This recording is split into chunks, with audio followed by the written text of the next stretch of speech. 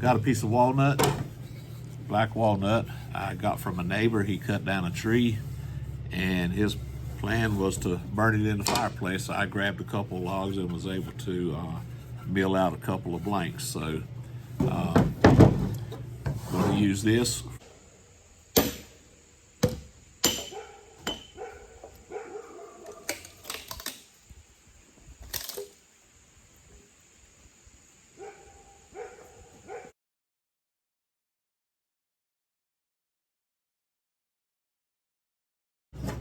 I have some beautiful curly quilted ash that I've used in palm work before, and this is what we're going to do the palms with.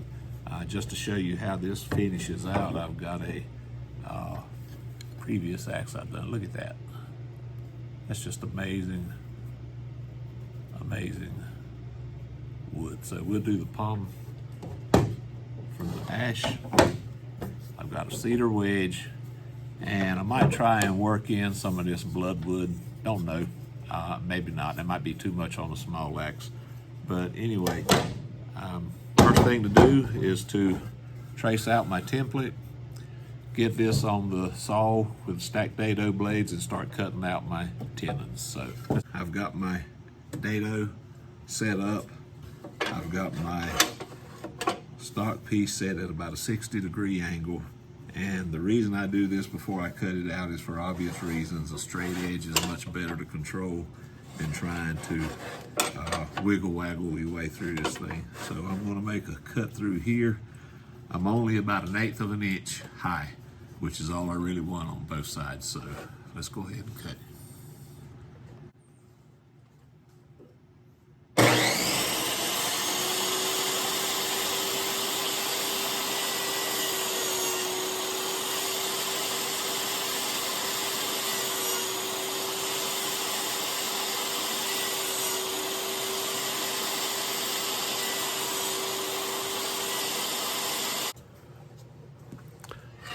Okay, that turned out pretty well.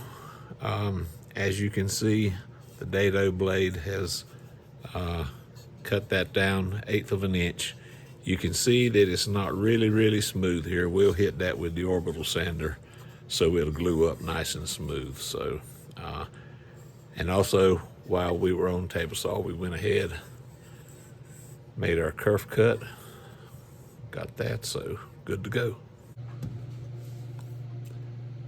Okay, we're back at the table now, and you can see we've got the tenon cut for our palm swell.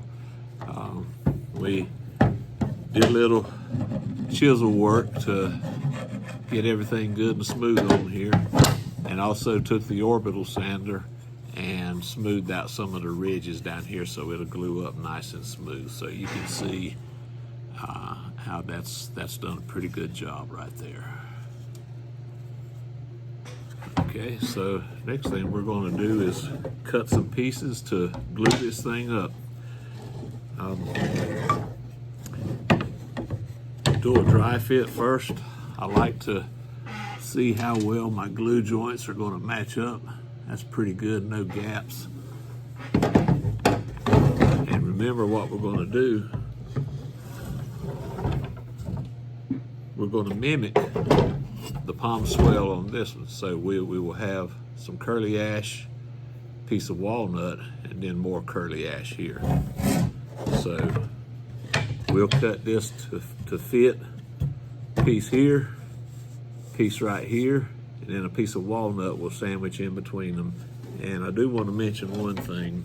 You want to cut your walnut from the same piece of wood because you can have differences in coloration. Here's a piece I used from another job, and you can see the difference in the color here. So we'll cut that spacer from a piece of that we got out of the tree that we harvested this walnut slab from to make sure it matches real nice. Okay, so I've scratched out a rough outline of the palm, and I've cut 4 pieces of the curly ash. They're all exactly the same. You can use that old algebra they told you you'd never use to figure out what kind of angles you want. to cut down on your waste. But what you want to do next is pick out the movement that you like, that you think looks pretty good. And I like these, so this is how we'll be gluing it up. And keep in mind, we will put that here, so we'll have a spacer walnut about this big. We'll glue that up, same thing on the other side, let it sit overnight, and we'll be ready to start shaping.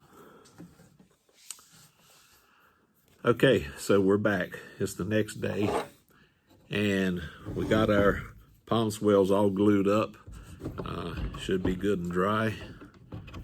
And what I do now is just talk about the next couple of steps to get this thing shaped up.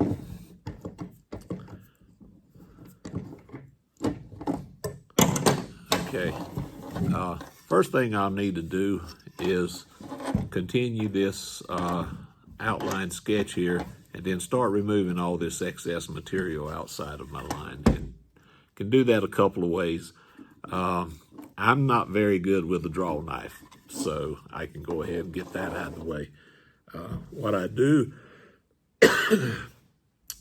use is this wood shaping disc. I put this on an angle grinder. The only thing about this, you have to be really, really careful, or you can screw up your workpiece in just a matter of a half a second. I'll get this and I'll work this down and get it the way I like it. I won't get all the way close, but I'll get somewhat close. Excuse me. So this wood shaper disc on an angle grinder. Next, I'll take that off and go to the flap disc. This will get me down a little closer. It's not quite as aggressive as the wood shaper, but the flap disc can also take off quite a bit of material. So I'll take that off and get down to a pretty good shape. And then once I get close enough that I don't want to risk damaging my workpiece, I'll switch over to my files.